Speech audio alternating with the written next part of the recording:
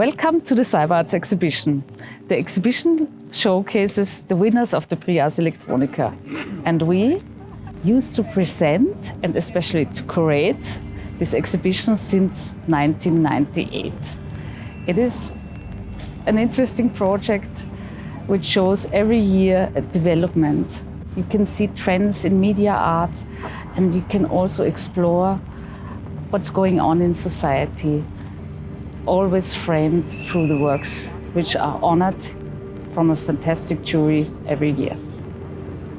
We are here at the OK-Platz, right in the city center of Linz, one of the many venues of the OÖ Kulturquartier GmbH. And together we will guide you through this year's Cyberarts exhibition.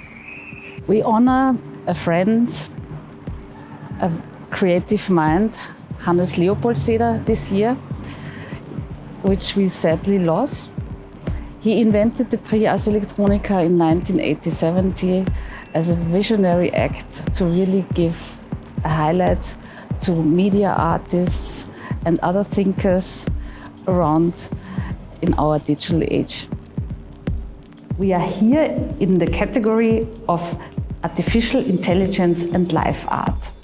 It's a hybrid category, our newest category, and it combines fields of biotech, robotics, kinetics, and has a range very wide, still performative and live art situations. Sound for Fungi brilliantly translates art science research and philosophical reflections on the nature of networks into a convincing way of audience interaction. The project began as a laboratory experiment in which Therese Schubert played sinus frequencies to fungi mycelia she collected from forests near her home in Berlin. After weeks of observing, most of them showed a positive response to the influence of sound by growing faster and denser than samples grown in the silence. The interactive and generative video installation simulates Schubert's experiment.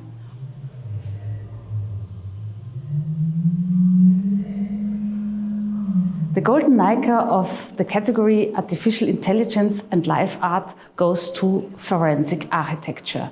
It's a research agency comprising architects, journalists, software developers, lawyers, as well as artists. And they investigate state and corporate violence. The work which got the Golden Nike is about the air we breathe. There are several investigations combined to a fantastic video installation which brings together research from many areas around the world. In 2014, Israel began using aerial crop dusters to spray a toxic herbicide mix of glyphosate, oxyflorphane and diuron along the eastern perimeter of occupied Gaza. It did so in the morning hours, when easterly winds carried the toxic clouds deep onto Gazan territory, destroying Palestinian crops and livelihoods. With the help of facial recognition software, artist and activist Paolo Girio extracted the faces of 4,000 police officers that were taken during protests in France. He then created an online platform to crowdsource their identification by name. The next step of the project was to expose the officers' headshots in form of street art posters in public space. With his deliberately provocative project, Paolo Girio comments on the potential uses and misuses of facial recognition and artificial intelligence. By questioning the asymmetry of power at play. The lack of privacy regulations of such technology eventually turns against the same authorities that urge the use of it. So this is my project TX1, which launched fragments of my hormone replacement medications to the International Space Station. It was meant to enact a symbolic exodus to outer space for those trans, queer, and xenotypes who don't always find the Earth to be hospitable. Coupled with this project is a 3-channel video, which uses the TX1 project as a starting point for exploring questions of queer futurities, how we imagine life in outer space, and alienness. So the TX1 project is displayed here in a case that actually flew on a NASA space shuttle mission. And so the magnifying glass allows you to see this sphere as magnified. The transparency of randomness is an interactive installation generating numbers by using the well-known medium of the dice. In every box there is a different material, for example, coffee beans, moss, cotton, or slices of an apple. With all these different surfaces, every box has its own characteristic, and nature is influencing the process of rolling the dice. But the result is still a random number, no matter which material is used. With our installation, we want to invite the visitors to think about what real randomness is, and also to think about their daily encounters with randomness. We also want to show that random numbers are a very important tool in scientific research, and they are also used in fields like artificial intelligence, physics simulations, machine learning, and cryptography.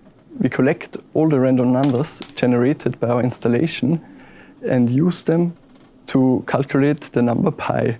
The visitors can also walk through the installation and observe the perpetual motion of each individual box while they are generating the random numbers. They can also be part of the installation by taking control over one of the boxes with their own smartphone, and so they can generate their own random number.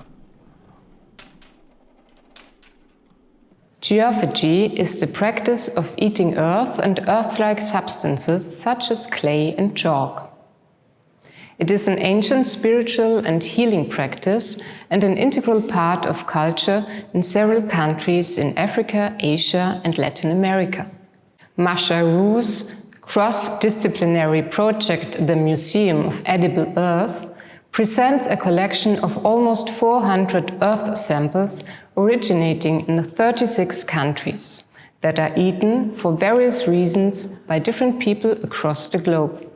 The project shows what stands behind these eating traditions and invites us to physically question our relationship to the environment and the earth. Alison Parrish pushes language into philosophical and sometimes humorous territory through a combination of phonetic embodiment and machine learning techniques. What we see here is AI-based poetry. Unlike complex AI art projects, which often require long technical definitions to be understood, the process of generating composites is instantly legible. A model was trained with two parts, a speller, which spells words based on how they sound, and a sound outer, which sounds out words based on how they are spelled. And in this interaction, this poetry is the result. With slave rebellion enactment, Black social and political artist Dred Scott has initiated a reenactment of the slave rebellion in New Orleans in 1811. He is reviving the strength of the community as they fight for emancipation and freedom. The community performance consists of more than 300 Black and indigenous people dressed in 19th century clothing and traveling with horses for 2 days before they arrive in New Orleans. Jury has acknowledged the importance of this performance and the spiritual journey for the participants and the audience alike, as extremely relevant on both local and global levels, while Black history in America has proven to be misrepresented in the past. The Clean Room Paradox is a work that kind of unveils the praxis of kind of clean image of high-tech industries. Jin, the portrait of a former Samsung mobile phone factory worker, kind of tells a lot of how the practice is.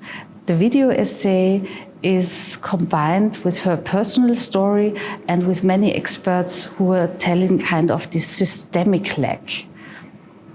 The artist used corroded smartphones as kind of an ink to produce this portrait, and it's so toxic that it will kind of also corrode this portrait.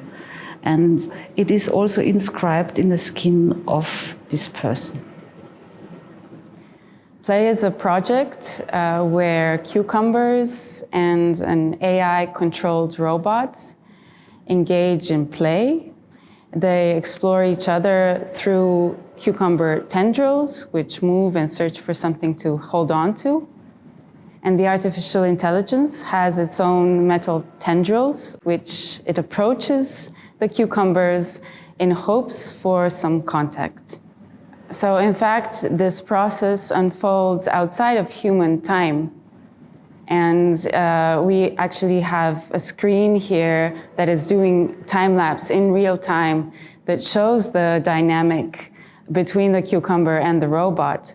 And that is actually also precisely why we need a robot to play with cucumber plants, because we just don't have the patience to move so slowly.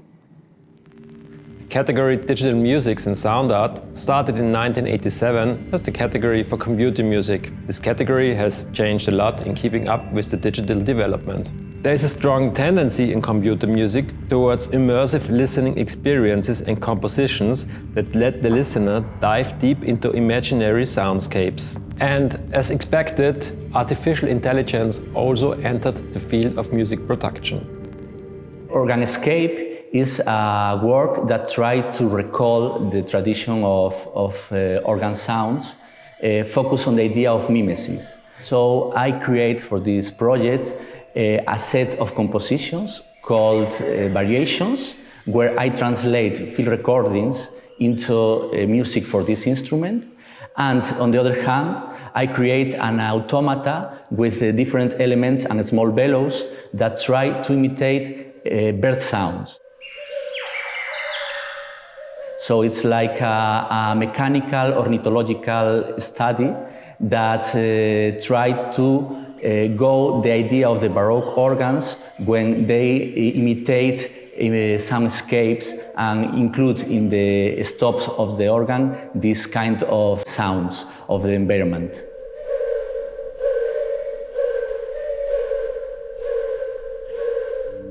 A Father's Lullaby is a community co-creative initiative that brings this philosophical question that what is at loss in the absence of love? And it's centered on the absence of fathers due to the racial disparities of criminal justice system in the United States and the role of men in raising children in society. One of my main critical inquiries when addressing systemic inequalities is how we need to reimagine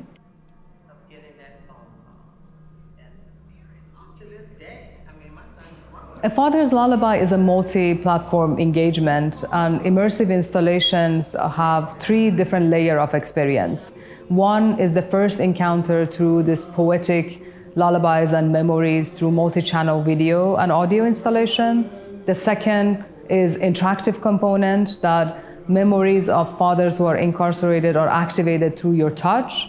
The third layer is a public call for action to everybody to participate by singing lullabies and sharing memories and creating voice for this social justice issue.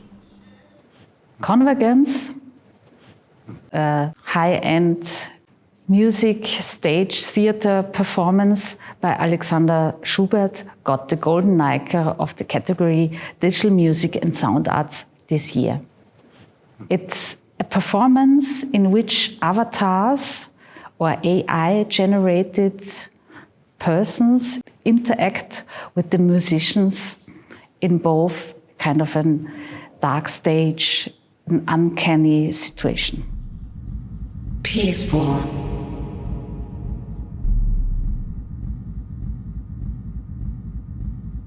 Invisible.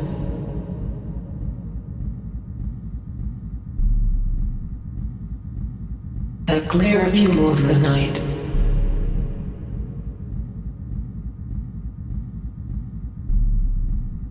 Through a transparent interface.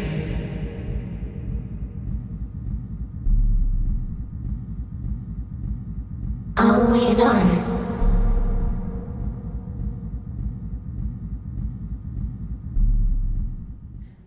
Convergence features a duet between composer and electronics performer Douglas McColland and augmented double bassist Alexander Gabris.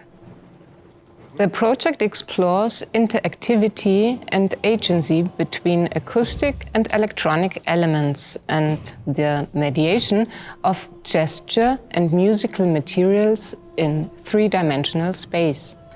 Using 8 microphones, 8 transducers, a sensor glove, audio controls and machine learning, these ideas collide in a densely chaotic and gestural work which encourages both performers to push their respective limits and the limits of this complex performance system.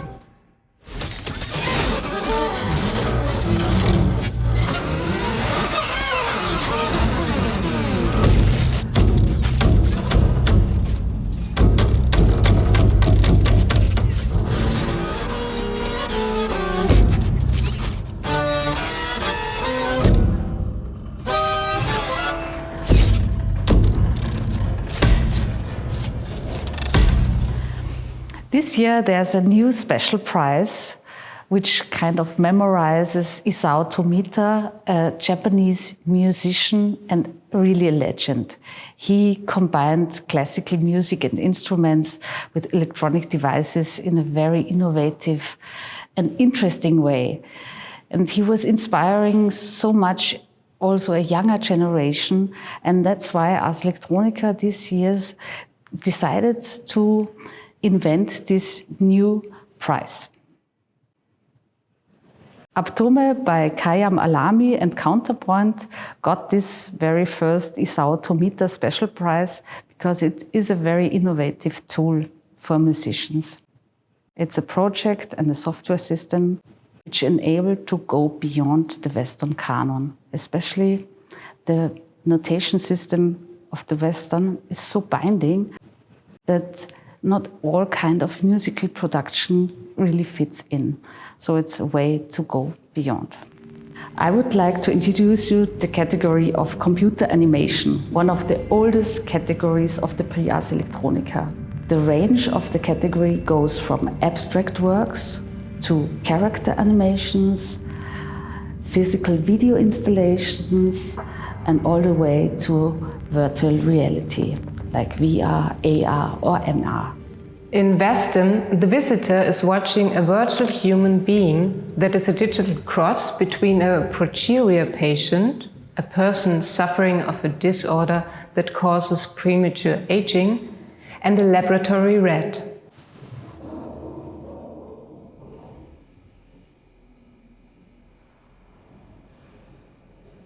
The computer animation deals with the artist's fear for a future upper class with perfect people who can buy knowledge to stay young. The project wants to ask the unpleasant question about what will happen to those who have no access to the possibilities of genetic engineering. The Earth Scraper by US artist Peter Burr tells the story of a decaying underground megastructure, a digital portrait of a sick building. It simulates a habitat whose smart architecture is overseen by artificial intelligences, spatial and social designers that observe, learn, and make changes to the system. Unaware of the extended control by these entities, the members of this virtual community talk about their surrounding relationship and their mental health.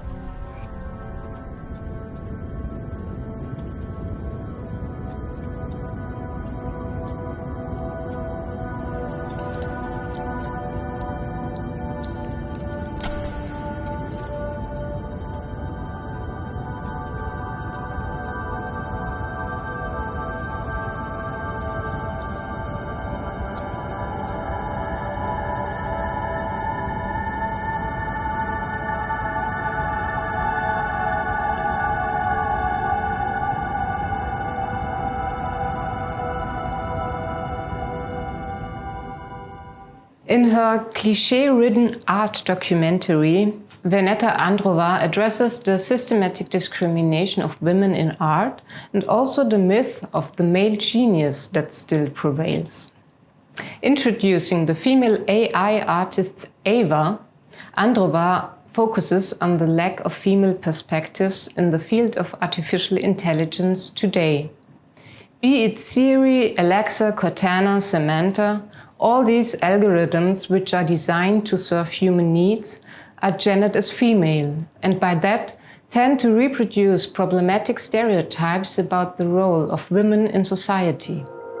In an art world where women artists are still the minority on the global art market, I, as a male constructed, female, and an artist, have the task to contribute to more diversity in the art world. I'm giving a female perspective on things. Creativity and procreativity could also be female attributes. Ava looked at me through those mysterious eyes of hers. She is so beautiful, I thought. We asked kindly if we could silently observe her working process, and she gave us her permission.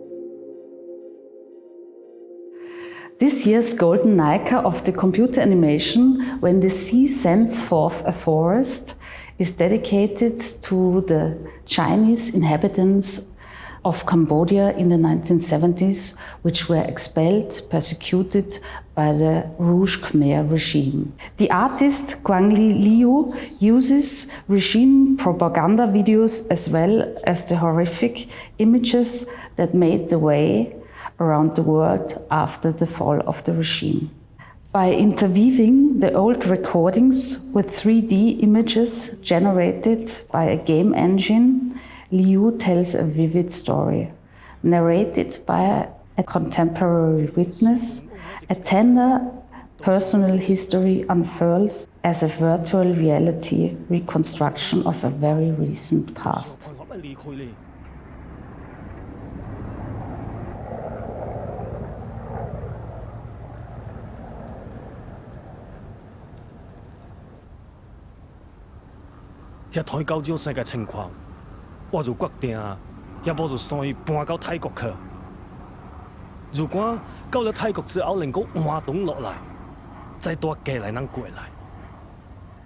Opera by US artist Eric O is a huge installation that portraits our society and history with all its diversity of beauty and absurdity. A civilization rises and falls in a continuous movement. This exquisite work of animation gets your attention immediately and holds it all the way. The animated film is inspired by Renaissance fresco paintings and artists such as Michelangelo, Botticelli or Bosch. With thousands of details, Eric O recounts a repetitive human history and provides insight into the range of human emotions. His opera is hopeful and funny and thoughtful and frightening and sad all at once. It challenges us to question the mechanisms of society and our own behavior.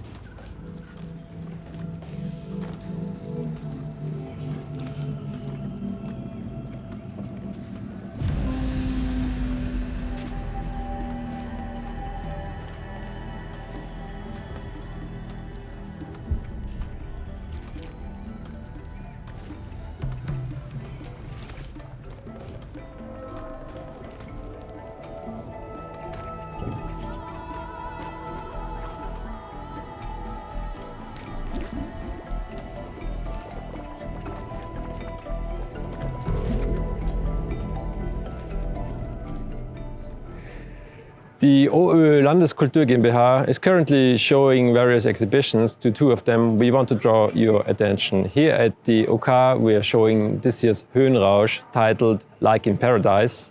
And at the Francisco Carolinum, the media art exhibition, Proof of Art about the origins of media art up to NFTs, is currently on view.